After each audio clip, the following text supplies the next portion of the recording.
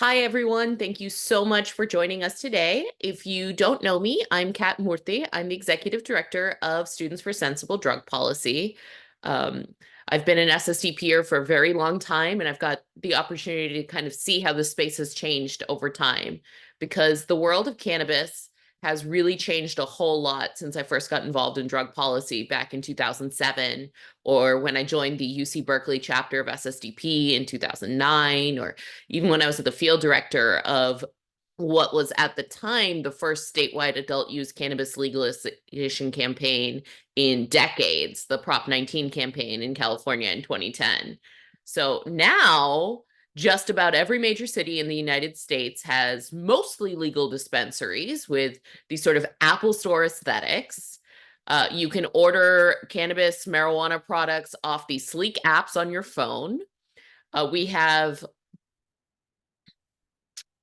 and the majority of Americans now live someplace where cannabis is at least somewhat legal.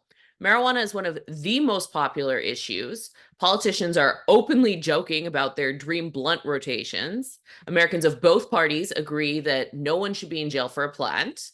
And less than 1 in 10 Americans still believe that cannabis should be illegal. On the advocacy side, we're often debating issues of taxation and regulation and banking policy rather than whether or not people should go to prison because, well, it seems like people mostly agree. So you'd be forgiven for thinking that this issue is over, that marijuana has been legalized, that we've won. But we haven't, not yet.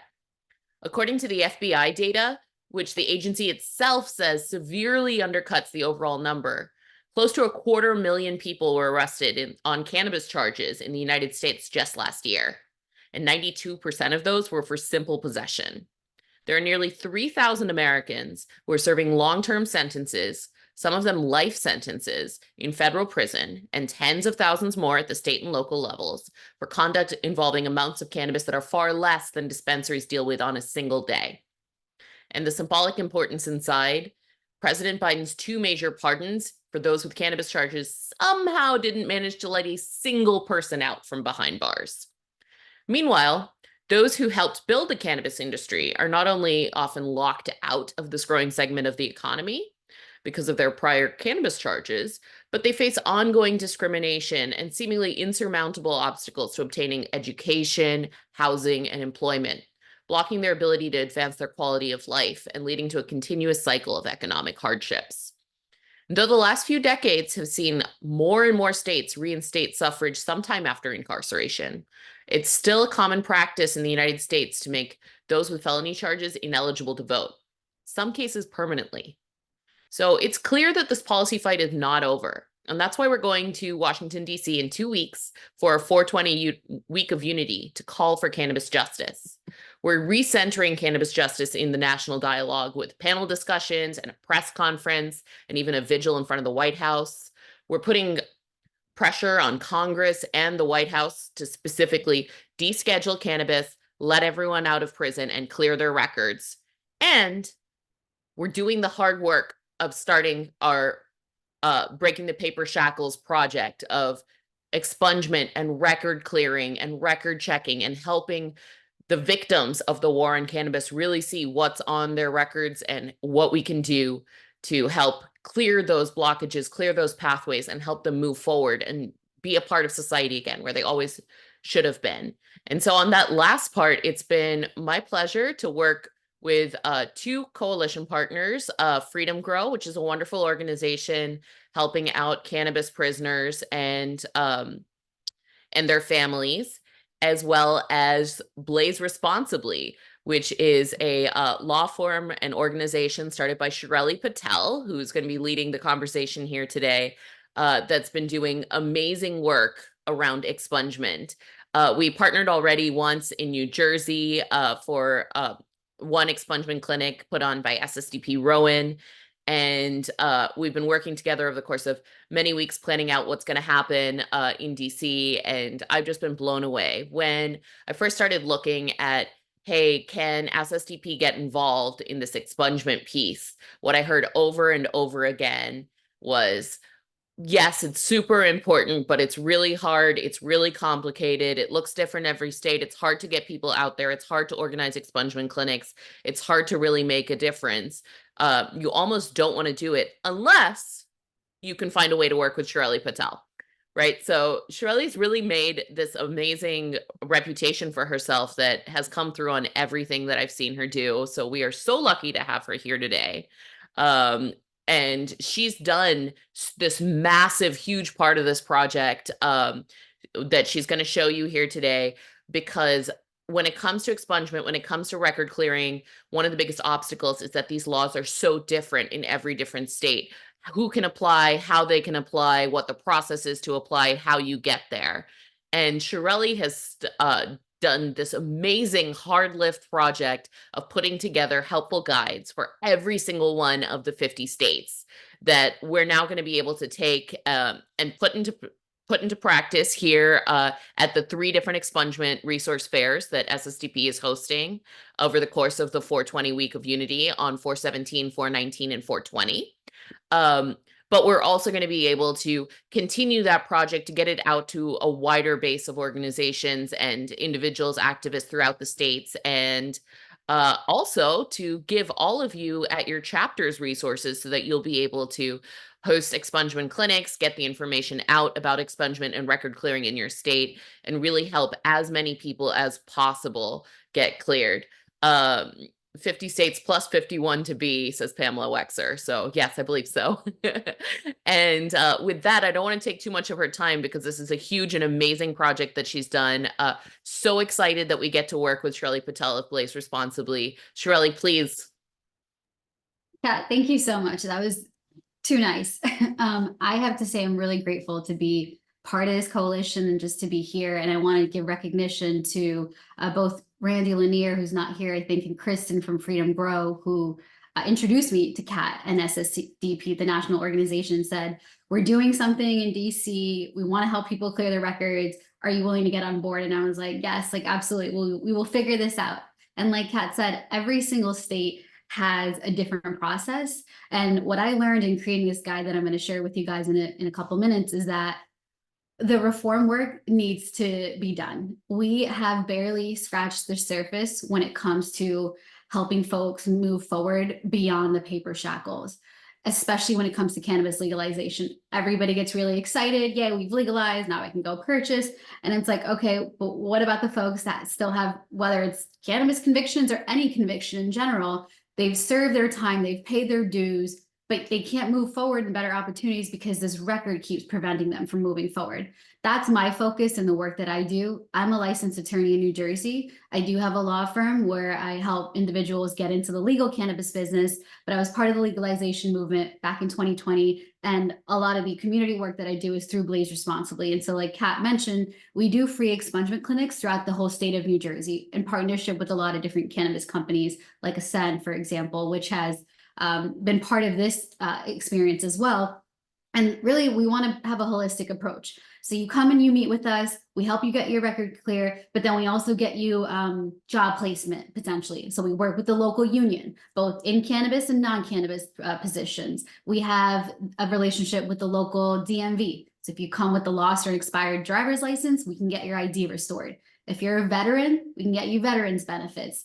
If you're low income, over 65 or handicapped or disabled, we can connect you with food delivery providers that can give you free meals 3 times a week. And so the approach is, how do we repair the harm done to the communities and the families, and not just focus on the business side and the money making aspect side of this industry, which is where a lot of the attention, I think, lies. I personally had loved ones who went through the system whose records prevented them.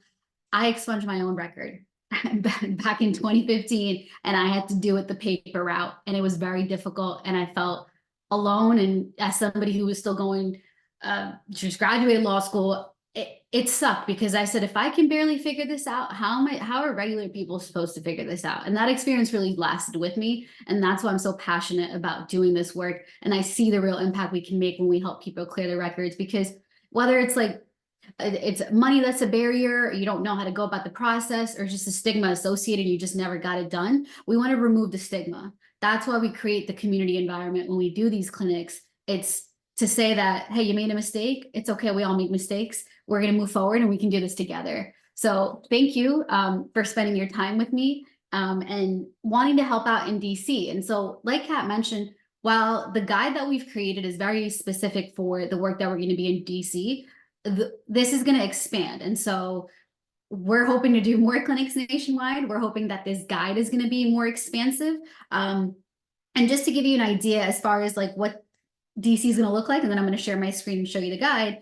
On the 17th, Cat and a couple of other, so SSDP, Freedom Go, a lot of other amazing organizations are hosting a Policy Day Summit, essentially, at the MLK Library in DC. On that day, the guide that I'm showing you is going to be present in a tangible, real way. And so if you've seen those standing paper holders, for example, front and back, they're clear, but you're gonna have all states represented, and you'll be able to look at the waiting times for eligible convictions, what the process is, a little blurb about that state, and then links to the forums and the do-it-yourself kit, as well as resources to free organizations in each state that are helping you, and a QR code that can take you to those links.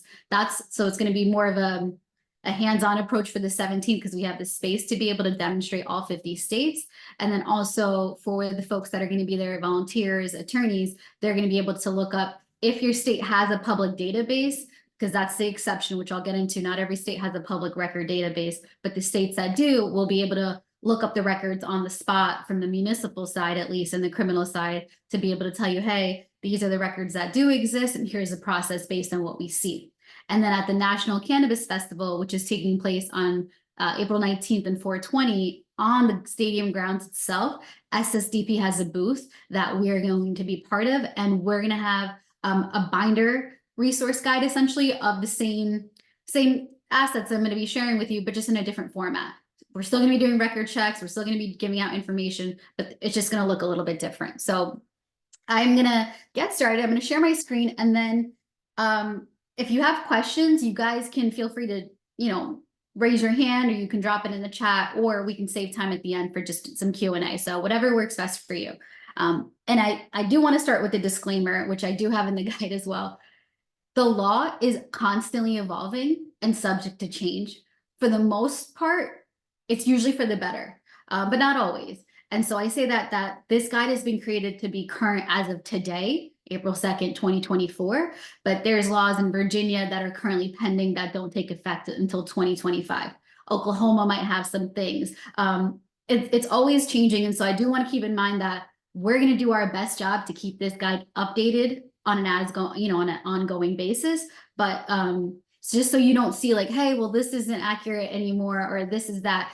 We're very well aware that things are always subject to change. So I do want to put that disclaimer out there. And I also want to note that there are very restrictive states. And so that's what you're going to see as I go through this guide. Some states, and I'm going to do definitions first, but there are states that don't allow you to expunge your record. So what are we even talking about with expungements, for example? Expungement basically is a way to destroy your criminal record. So not only to remove it from public access, but it's as if that record never happened. It's as if that conviction never occurred. When you are going to apply for a job and they ask you, have you ever been arrested or convicted of a crime? Yes or no. You can legally select no. The only exception to that is certain security clearance, like law enforcement positions, or if you're going to seek a professional license, say as a lawyer, they may ask you, and it'll say, even if that offense was expunged, you still have to disclose it. So there is that caveat with that. Expungements are called different things in different states. It can also be called an annulment. It can also be called an expunction. I don't know if I'm saying that correctly, but go figure. There is no uniformity in the law. That's very clear. But the goal is to get every state to have an expungement law in the book that both destroys a record and prevents it from being accessible. Not every state has that. Some states only have record sealing, or shielding, as they also call it. Record sealing or record shielding means it won't be destroyed, but it won't be accessible to the public. So the courts and the law enforcement agencies still have access to it. And then you also have a lot of restrictive states, for example, that, even if you do shield it, schools, employers, housing facilities might actually still have access. So it is very state specific as far as what that shielding or record sealing can do. And then the most restrictive are states where you can't even expunge your record, you can't even seal your record, but what you can do is get a set aside of the conviction. And that is simply a court order that's saying, you know, you paid your fine, you did your dues, we're setting aside this conviction. So it's no longer, it shouldn't be held against you, but it's still publicly accessible. It's just a court order that if you do apply for a job or if you're going for housing or a loan, at least you have a judge's order that says my conviction's been set aside. So it is something helpful, but again, we need better laws. We need reform in these areas. And so I know I'm saying a lot, but I'm trying to, and please stop me if I am going way too much because I talk about expungements on a regular basis. So sometimes I'll just keep going. And so if you don't understand or if you need, clarification, please ask, because this is for all of us, right? To do this together. And then the other thing I want to say about reform in restrictive states is that some states only allow you to apply for an expungement once in your entire lifetime. That's it. So that's really important to note because you might have been 10 years free and you're like, okay, I'm ready. I want to get an expungement. I need a clean slate. And then for whatever reason, another charge occurs. You can't get that charge expunged once you apply for that expungement in that state. So there are very restrictive states. And then you'll see there's some states that only allow you to get non-convictions expunged or sealed. So if you had a conviction, tough in that state. They won't even let you seal it or expungement or set it aside. It's only going to be non-conviction. So if the charge was dismissed, if the charge was dropped, if you were not guilty, or if the prosecution decided not to prosecute and after a certain waiting period you never had charges brought, then those would be eligible. And so, and then the last restriction I did want to bring up are the waiting periods. Some states for misdemeanors, maybe only a year to 3 years you have to wait, and then you can get an expunge off your record. Some states with felonies, 5 to 10 years, but then you do have those states where there's a 20-year waiting period. And what that means is from the date that you finished your sentence, your probation, you paid your fines, restitution, from that date, the waiting period starts for 20 whole years in that state, you have to be conviction free in order to be eligible for an expungement or a record sealing. This is how draconian some of the laws are. And it doesn't always make a lot of sense, which is why I'm hopeful that the group here can really be part of advocating for laws that make sense, laws that treat us like people, and recognize that we're all just trying to get better.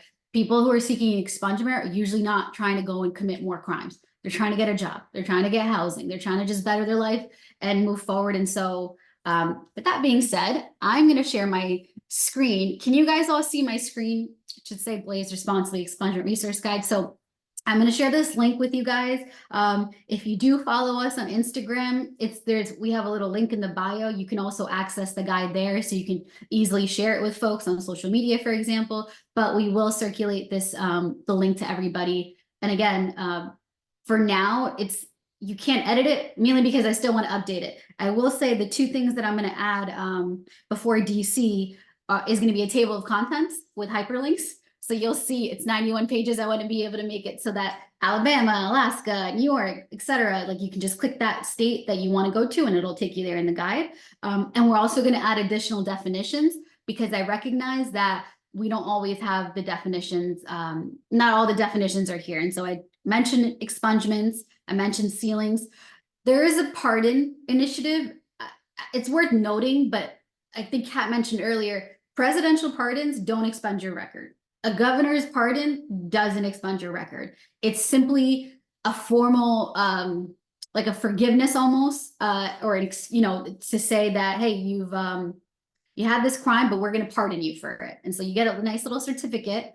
But federal felonies, except for minor low level, I'm going to call it marijuana because that's the way it is in the law, even though it's cannabis. Only minor low level possession charges can be expunged at the federal level, but anything beyond that, federal felonies cannot be expunged yet. So we still have a long way to go with respect to the federal regime.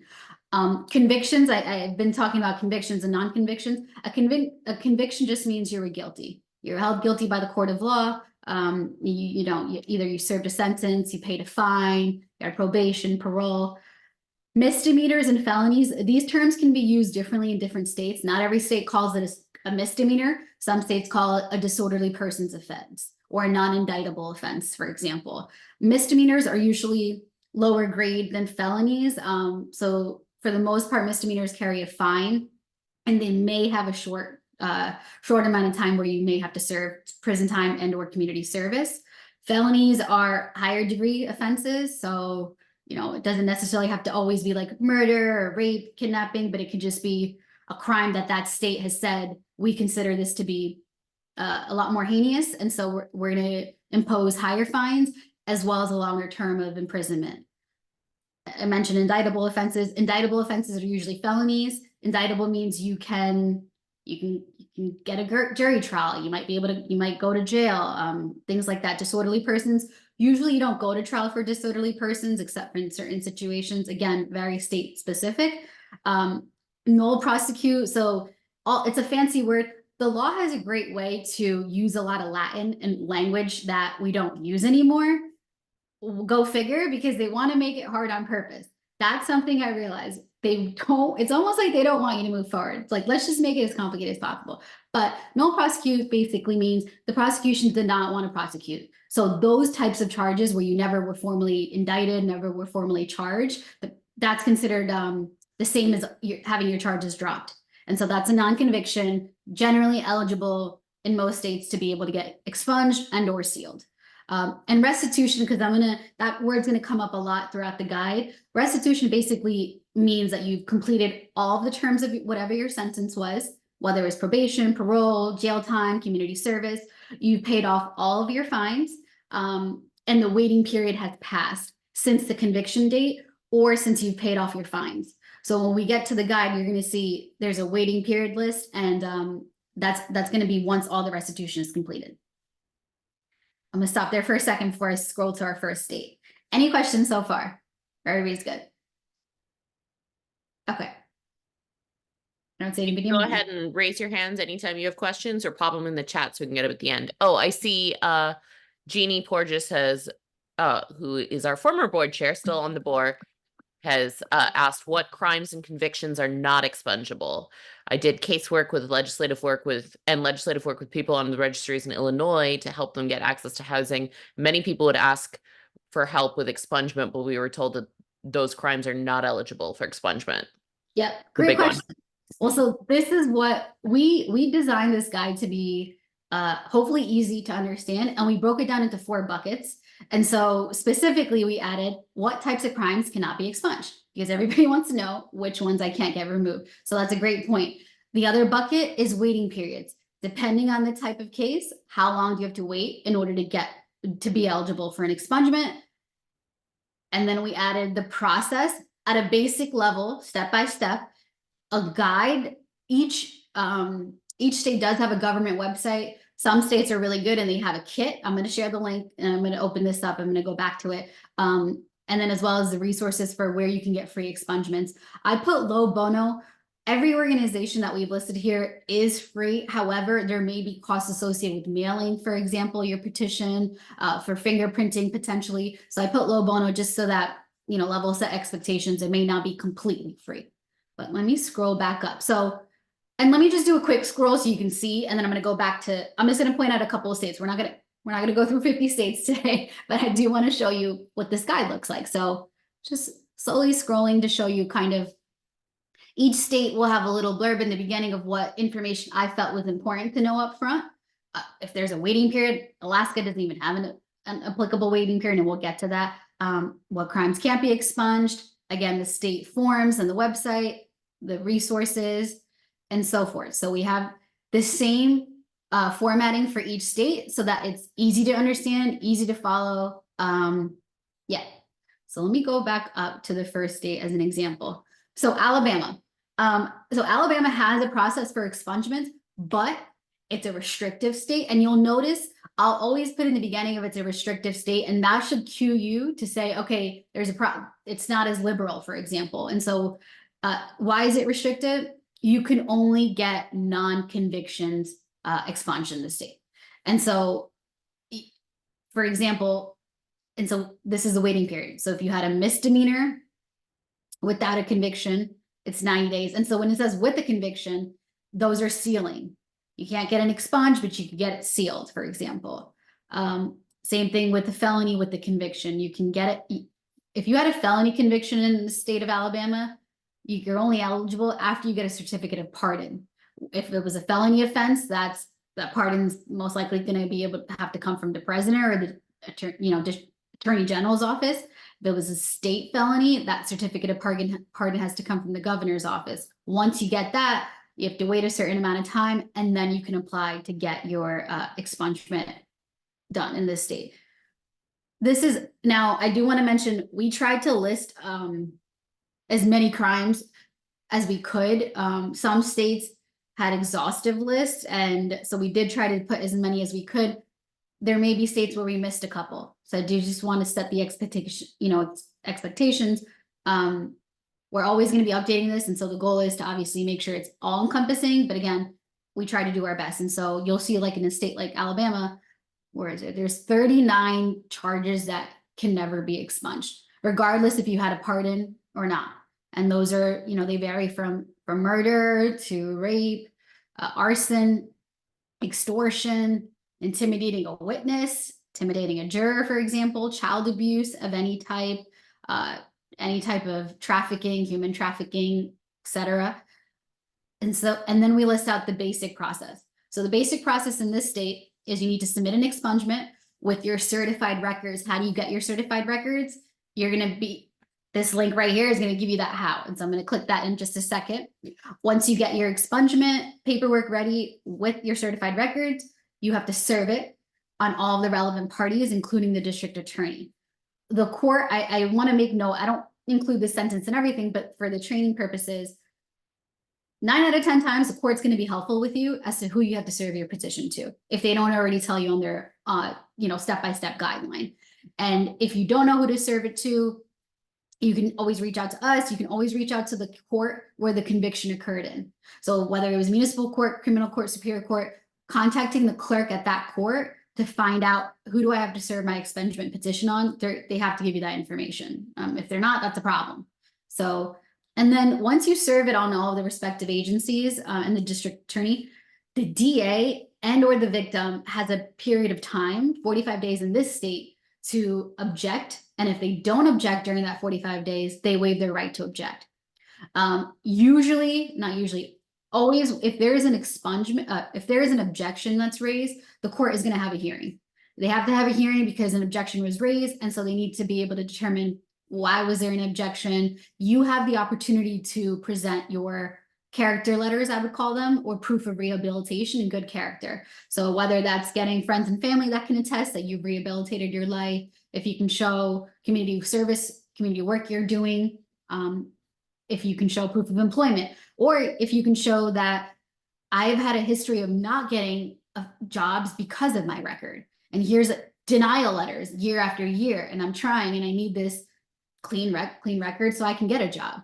Whatever proof you can show them that shows good faith efforts are being made on your side, you're doing your best, and no other convictions have occurred during that waiting time above here. And then if there's no objection, the courts may not schedule a hearing where you have to appear. They'll still schedule a hearing to make a determination though. But if there's no objections, you're usually not required to appear, and you'll know because they'll tell you, hey, a hearing's been set. Here's the date we need to appear. A lot of the courts are doing these hearings virtually via Zoom post-COVID. Before that, it was in person. Some courts have made it back to in person where you do have to appear for expungement hearings. Again, depends on the state. In New Jersey, everything is virtual when it comes to expungement hearings. And unless you have an objection, you do not need to show up at a hearing. Once that hearing takes place or not, on that day that they've set for that hearing or the determination, judge is going to sign that order. That order then gets distributed. Each state is different, but in Alabama, once you get that signed order, it's going to go back to the courts and the respective agencies that you had to serve the petition on to expunge and remove the record from their database. Now, this is like the basic version. So what we want folks and what the QR code is going to have is this link, and this should open up to the expungement kit. So Alabama has a kit for you, and you can really, go in here and just get a little bit more information as far as, do you qualify for an expungement? What do you need? And so it says you need a certified criminal history record, and it'll tell you how to get that certified criminal history record. There's a form that you have to fill out. You have to give your photo ID, and it looks like you also have to pay a $25 fine. If you are indigent and can prove that you need a fee waiver, most states have a request for a fee waiver so that you don't have to pay for these types of fees. They have frequently asked questions, and then the forms are going to be here. So this is the form to get your criminal history, and then the form to do the actual expungement is going to be here as well. And then going back to the guide, this organization that we have listed here, Legal Services Alabama, for example, it should take you to the link where you can apply for services. And like you see, it's free legal aid in Alabama. So they have multiple offices throughout the state. So again, we tried to pick organizations that have free services that you can apply for online and or have a physical presence or an office. But this is the general idea of what our guide is supposed to accomplish and how it's supposed to take you through the process. I'll do another state. Alaska has no law to expunge adult criminal records if you're convicted. Only dismissed or non-conviction records can be sealed. So they don't let you expunge it, which means destroy it, but you can seal it from public viewing. And then juvenile charges, though, you can get those expunged, but it's just adult convictions that you can't get expunged. There is an exception that I put up here. So if you were convicted as a result of identity theft, which happens more than you would imagine, especially if you have family members that have the same name, or if you have a suffix, somebody might just be using your name, and courts make a lot of mistakes. So that happens. Or if you had a pardon offense, then you can make a request to seal that information. I just want to note how insane that is. Even if you did not convict the offense, you were a victim of somebody else using your identity, you still can't get it expunged, but you can get it sealed. It just goes to show you how ridiculous the law sometimes is. The courts do allow you to set aside convictions. So if you don't qualify for sealing or expungement, you can set aside the conviction. Again, that's just basically saying that the conviction's void, but the public can still view that set aside conviction. And then not due to legalization, but several years ago, they do allow low-level possession charges to be sealed. And in order to be eligible for that, you had to have been either 21 years or older at the time of the charge and have no other charges in the same complaint with respect to the marijuana possession charges. So there is that. There's no applicable waiting period, and that's because you can't actually expunge convicted records. It's only sealing. So if it's a non-conviction, it was dismissed, it was dropped, immediately after that happens, you can go and apply for that expungement. Crimes that can't be expunged in this state, I've listed several: sex offenses, trafficking, murder, stalking, arson. And when you do go through this guide, it'd be great to pay attention to the types of crimes that cannot be expunged in each state. It says a lot, because I think Mississippi was the one that, for example, you can't get a peeping Tom charge expunged. There was like one state, you can't, if you had sex with an animal for more than one time, you can't get it expunged. It's some really weird stuff we got going on with these states, but I just wanted to mention that. And then the same concept as we did in Alaska. Alabama, since in Alaska, you can either expunge or seal. We have both of the different forms. One is for sealing it, and then the other with sealing or making it confidential. And then there's going to be another one for expungements. And then there's a free resource guide or the free service at the bottom. And then let me see, there's some questions in the chat. So let me just make sure.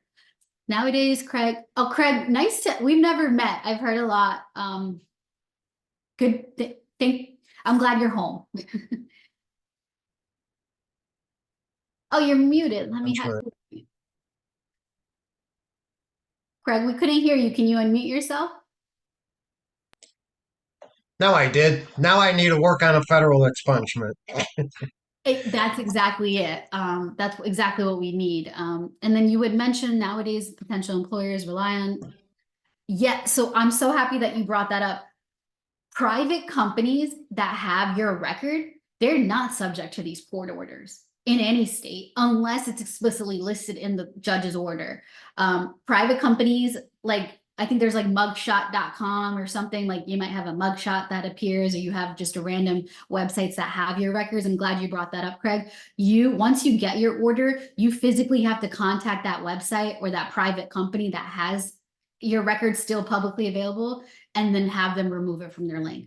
But they won't do it subject to the court order because they're not an agency that was made part of that petition. It's usually all the law enforcement agencies in the state, the courthouses, the police department, state attorney general's office that is going to be really clearing your records, because those are the public views. But I'm glad you brought that up. Private companies, no, you actually have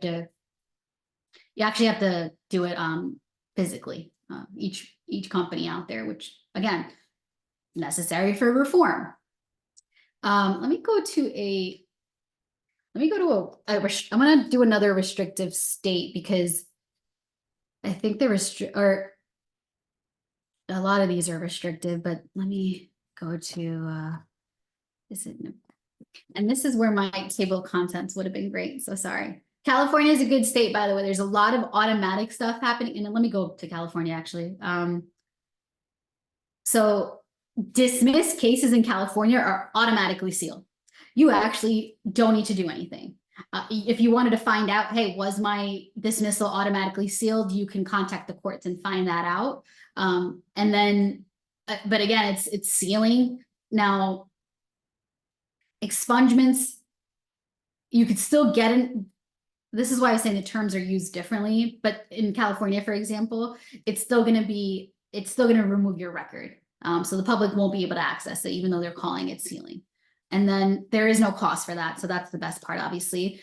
And then you can get, even if you had a conviction, you can still get those records expunged and sealed. So you can see different types of cases in California. So if it was a misdemeanor and the charges were dismissed, immediately eligible for automatic sealing, you don't have to do anything. If you had a conviction with probation, as soon as your probation's done, you can apply to get that record sealed. If you had a felony conviction with probation, immediately after probation. If you didn't have probation, if you had a sentence, once that sentence is done and that fine has been completed 4 years after, I would consider this a more of a approach that we need to see, not exactly a perfect approach, but a better approach, in that they're not making you wait 10, 20 years after a felony conviction. And they're letting you get rid of your felony convictions, unlike other states. There are still certain crimes that you can expunge in the state of California, open criminal matters. And that's usually across the board. If you have a pending criminal case, you're not going to be able to get that expunged, right, until it's resolved. Felonies with state prison time served, you can't get expunged. So only if it's county. State prison time, you don't qualify. If you're convicted of a serious violent or sex offender crime and sex crimes against a minor. The bulk of these charges are going to be subject to automatic record sealing, which is great. You can still do it the paper way and do a petition, and you could still find out if your record was sealed or not by contacting the courts to make sure. And so we have the court website here, and then there's 2 agencies we've listed here for California. And then let me go to, I think it was Montana or Nebraska, which were some pretty weird states. I do want to mention, I think Virginia is a restrictive state right now, but they passed the law that doesn't take effect until 2025, I believe. And that's when we're going to see some real reform finally happen as far as like expungements. But for now, it's still a little bit more restricted. Let me get to Montana. While you're getting to Montana too, I wanted to bring up 2 things I know we've discussed is, one is that many of these states, first off, a lot of times when the cannabis legalization adult use laws are passed, they don't include any provisions to let people out of prison or have any sort of other retroactive justice like clearing. But even in the states that do, that doesn't mean that it's actually happened, right? So even if there's a provision saying, well, now it's legal, so we're going to clear people's records, what we found talking to folks is that that's still continuing not to be happening, right? So that's one. And then the other one, which I thought was an interesting observation you had, was where the resources were for this compared to what the laws actually look like on the books. The law, even if I have to read the law, it's like I'm back in law school again. I'm having to comb through. It's just ridiculous. But then the guides that they have are a lot more easier, which is great. But again, not every state does that. I mean, we are fine in 2024. You would expect these websites to be updated and stuff. They get a ton of federal dollars to be able to do this type of stuff, but we're not there yet. I wanted to bring up Montana because I just think it's another restrictive state. So only select misdemeanors can be expunged or sealed. There's two types of process in this state. So again, felony convictions are not eligible for an expungement or sealing in this state. And then juvenile records can be sealed only under certain circumstances. And so if you were, if it was a dismissal, for example, then you're eligible. And in this state, even if it's expunged or sealed, your record's still accessible to law enforcement and licensing boards. So if you wanted to get a real estate license, if you wanted to get a law license, they can still see that. And in Montana, you can only apply one time for an expungement in your entire lifetime. So again, they already have limited types that you can get. So for felony marijuana expungement, certain offenses, you actually can immediately get those done. Misdemeanor expungement's 5 years, but that's about it. And then I don't know why they tell you which crimes you can't be expunged, because for the most part, it's basically no felonies. And again, the process. So this is what we've done in basically every single state. And so I don't want to, I know for the sake of time, I'm going to stop here. And I do want to show one more thing, which is the day of. So we're going to be walking. So if somebody comes in like, hey, I'm from New Hampshire, great. We'll take them to this page. We'll have a QR code on the page that can take them to the state website, so that at least we can walk them through a little bit more detailed, as well as answer some frequently asked questions if they have any, point them to the free resource in their state. But also, if the state has a public municipal court case search option, we can look up their record using a couple basic points of information. And so I'm going to share this tab, and it should have changed. I'm showing you New Jersey because I'm licensed in New Jersey, and this is I want to be able to talk about what I know and not what I don't know. So what you do is I literally just Googled New Jersey municipal court search, and it pulled up to this municipal website, and you'll know because it's New Jersey courts, New Jersey judiciary. So you should be able to decipher if it's a legitimate website or not, right? Based on the interface, and if there's if it's .gov for the most part. Let me refresh it to make sure this is the .gov website, for example. And so if somebody comes and there's, to the clinic or anywhere, hey, do I have a record? Well, anybody can access this database for free. You don't have to be a lawyer to do this, and it's a free service. So, and I'll tell you, just need to have one of the following information points available, and I'm going to show you what that looks like. As you can see, I just want to point out, this has not been updated since 2012. This has been 12 years. This is why the website is so slow and outdated. Part of the process where we need some updates. So Jersey allows you to search a couple of different ways. I think not everybody has a license. So you don't want to make people feel if they don't have a license, we're not going to search by license, but you can search by name. And really what you need is, I don't want to put my name because you're going to see all my traffic tickets, but you're going to you would put like John Smith, and I'm going to say, let's say 0101, I don't know, like 1980. So here's where it can get a little tricky. So if you have a middle initial, but you don't really use your middle initial, I recommend not putting it in there initially to see if results still come up. Same thing with the suffix. If you're a junior, if you have another suffix, but you don't always use it, stick to your first name and last name, and then you put your date of birth in. And then there's this little CAPTCHA code that they're going to make you put in. I'd be surprised if there was a John Smith with his date of birth, but hey, you never know. And then you just click search. And then if there are any municipal records, it's going to populate on this screen. Oh, there is. Look, well, look at this. So it came up, and notice how this is Kat, I'm so glad you said that. This is a possession of marijuana charge. This should have been automatically expunged when we legalized cannabis and decriminalized in New Jersey. Notice how it didn't occur? This person still has their record on a municipal database. If And we've seen the same thing in Minnesota and a bunch of other states that have these great laws on the books where they're, there's built in this expungement but when I've actually been talking to people trying to build out this project, we keep hearing like, yeah, they passed that, but no one's actually been expunged.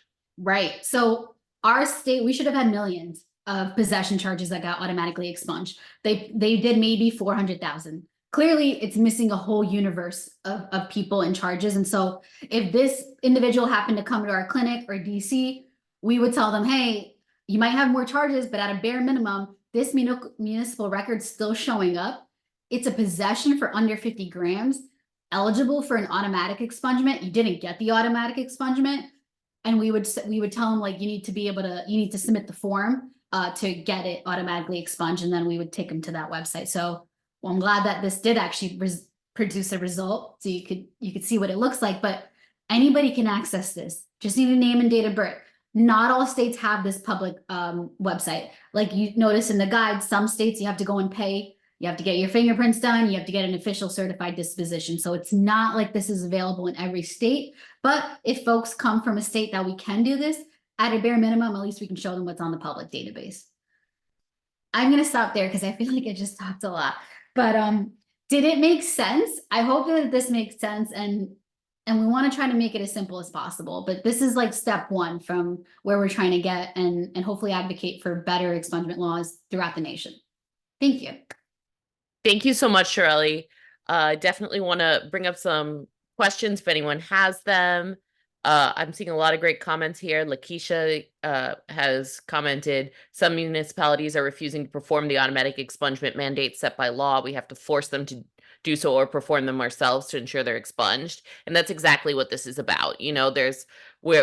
I think that cannabis law has moved in a great direction. We're moving closer to that world without prohibition, but there's too many people who are being left behind. And so we really need to be doing that work, either and both, really, to be clearing these records, doing these expungements, but also pushing for these laws, because I think that that's something huge that really got highlighted by this, is just how many laws still need to change on the books.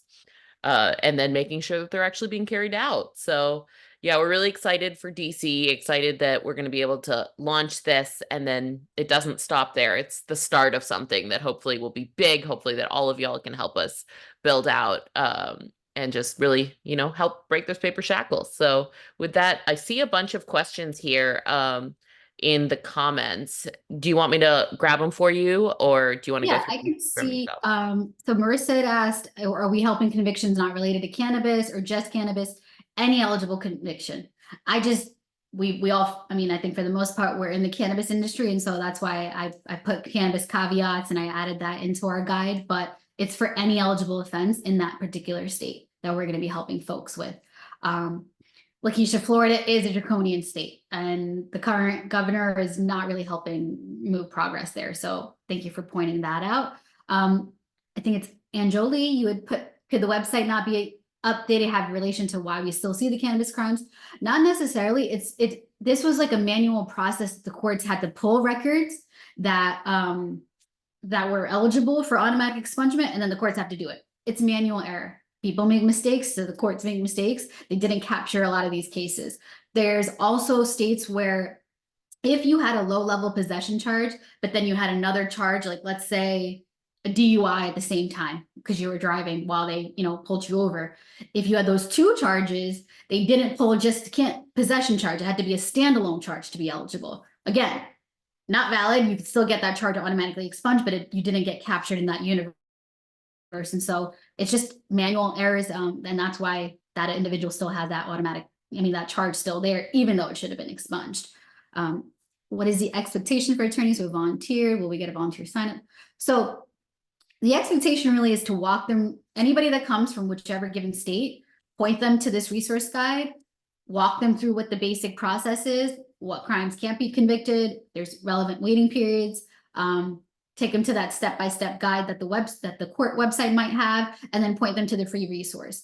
if you happen to be a licensed attorney in that state that they came to, amazing, because you could probably log into your court's account, user, date of birth, and basic information, pull up their whole criminal history report. So at a bare minimum, you can give them, you can walk away with that kind of information, but it's really just to help educate them, at least because we can't, or not yet, but we don't have all 50 states represented as far as attorneys to be able to physically do the work. But if you happen to come across somebody and you're in that, and you're licensed and barred in that state, and you're willing to look up their record for them, that would be an ideal thing. And if not, if it has a municipal search process, finding that record and showing them, hey, here's what exists still on the public side of it. Time commitments, I think. I can actually jump in right there and say, one thing that we're really, the idea behind this is that it's built out so that anybody can at least start the process and start figuring stuff out. It's supposed to be so that you don't have to be a lawyer to at least begin the process of helping people on this. But with that said, we are still very much looking for attorneys, especially attorneys who are barred in the DMV and other areas around DC coming up for 420, but also both for the 3 expungement resource fairs we're hosting as part of the 420 week of unity, but also afterwards, we really want to build those partnerships and find folks who can help out with this. And so Callie Hoffman from our board just posted a form right there in the chat. If you haven't signed up on that form, and I know some of you guys have signed up on our 420 week of unity form, but not, this is specific to the expungement resource fairs. If you could please sign up and let us know whether you can help out with 1, 2, or 3 of them this week, and or if you're not able now, but you would be able to help us in the future. That's a huge lift that could really help us so much. So please do.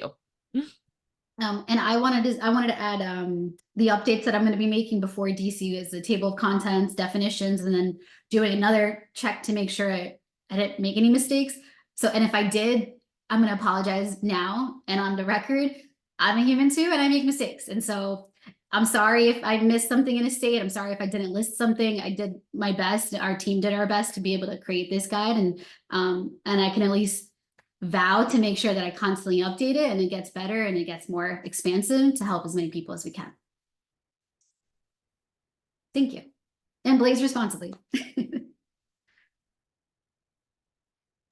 Yes, thanks again, Shirley. That was really comprehensive. I know how much work went into that.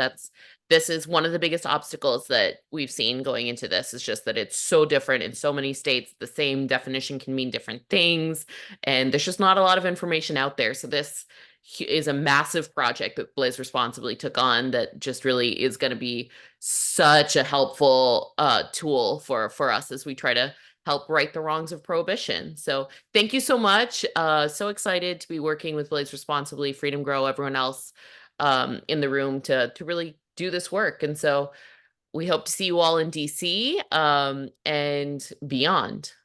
Thank you. It looks like Kristen has her hand raised. Yes, Kristen, please. Hi, guys. I just want to say thank you for everybody attending today. Kat, especially you and Chirali, you guys are putting on such an amazing information into this world that we are just going to soak up and use for many years to come. And I just want to say, introduce you guys. My name is Kristen, and I'm the executive director of Freedom Grow, and I speak on everybody on behalf of Freedom Grow that we are very proud to be part of this project. I see Craig there. Thank you, Craig, for coming, and thank you everybody for coming. And I hope you guys have records that need to be expunged, and you get them expunged, and this helps you. And that's all I wanted to say is thank you. Yeah, thanks everyone. See you in DC. Thanks, everybody.